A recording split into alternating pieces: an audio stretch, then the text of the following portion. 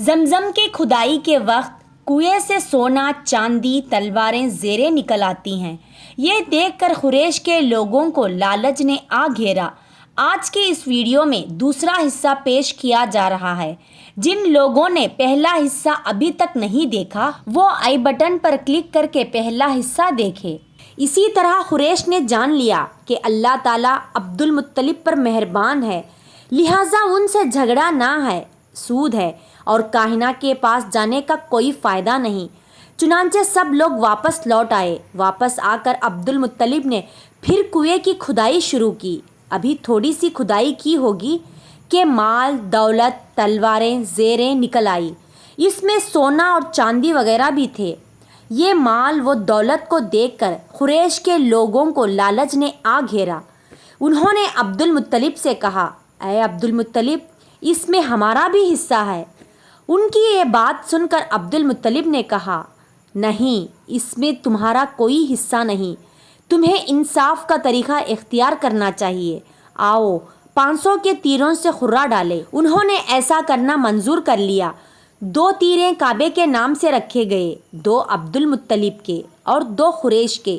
باقی لوگوں کے نام کے پانسا پھینکا گیا تو مال اور دولت کعبے کے نام سے نکلے، تلواریں اور زیریں عبد المطلب کے نام سے، اور قریشوں کے نام کے جو تیر تھے وہ کسی چیز پر نہ نکلے۔ اسی طرح فیصلہ ہو گیا۔ عبد المطلب نے کعبے کے دروازے کو سونے سے سجا دیا۔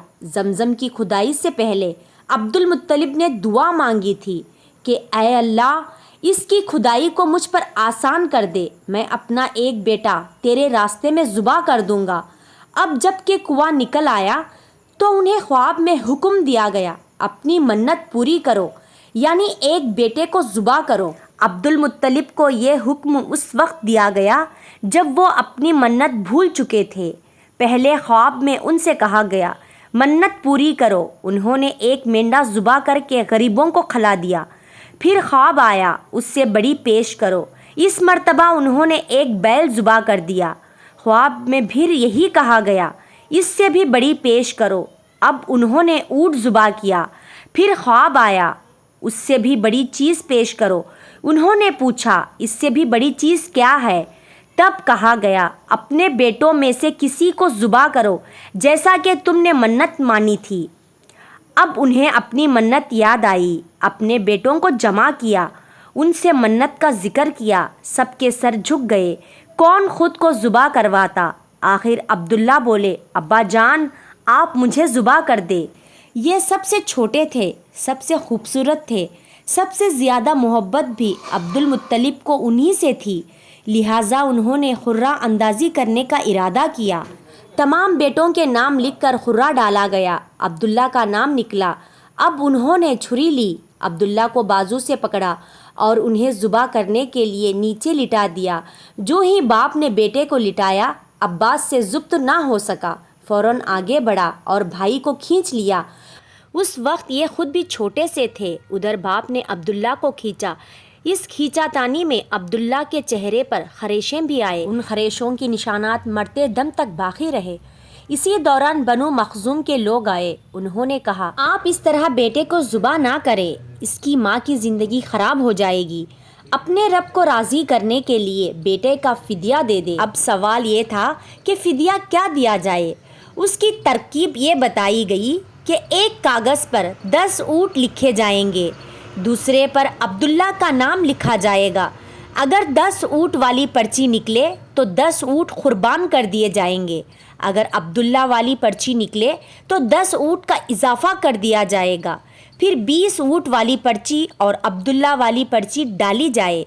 اب اگر 20 اونٹ والی پرچی نکلے تو 20 اونٹ قربان کر دیے جائیں گے، ورنہ 10 اونٹ اور بڑھا دیے جائیں گے۔ اسی طرح 10-10 کر کے اونٹ بڑھاتے جائے۔ عبد المطلب نے ایسا ہی کیا، 10-10 اونٹ بڑھاتے چلے گئے۔ ہر بار عبداللہ کا نام نکلتا چلا گیا، یہاں تک کہ اونٹوں کی تعداد 100 تک پہنچ گئی۔ تب کہیں جا کر اونٹوں والی پرچی نکلی۔ اسی طرح ان کی جان کے بدلے 100 اونٹ قربان کیے گئے۔ عبد المطلب کو اب پورا اطمینان ہو گیا کہ اللہ تعالیٰ نے عبداللہ کے بدلے 100 اونٹوں کی قربانی منظور کر لی ہے۔ انہوں نے کعبہ کے پاس 100 اونٹ قربان کیے اور کسی کو کھانے سے نہ روکا. سب انسانوں، جانوروں اور پرندوں نے ان کو کھایا. امام زہری کہتے ہیں کہ عبد المطلب پہلے آدمی ہیں جنہوں نے آدمی کی جان کی قیمت 100 اونٹ دینے کا طریقہ شروع کیا. اس سے پہلے 10 اونٹ دیے جاتے تھے. اس کے بعد یہ طریقہ سارے عرب میں جاری ہو گیا. گویا قانون بن گیا کہ آدمی کا فدیہ 100 اونٹ ہے. نبی کریم صلی اللہ علیہ وسلم کے سامنے جب یہ ذکر آیا تو آپ نے اس فدیہ کی تصدیق فرمائی، یعنی فرمایا کہ یہ درست ہے. سبحان اللہ. ناظرین، آج کا یہ واقعہ آپ کو پسند آئے تو لائک ضرور کریں، اور ہمارے چینل پر ایسے ہی واقعات اپلوڈ کیے گئے ہیں، اور ہمارے چینل نبی کی سنتوں کو ضرور سبسکرائب کریں اور ثواب کی نیت سے آگے بھی ضرور شیئر کریں. شکریہ.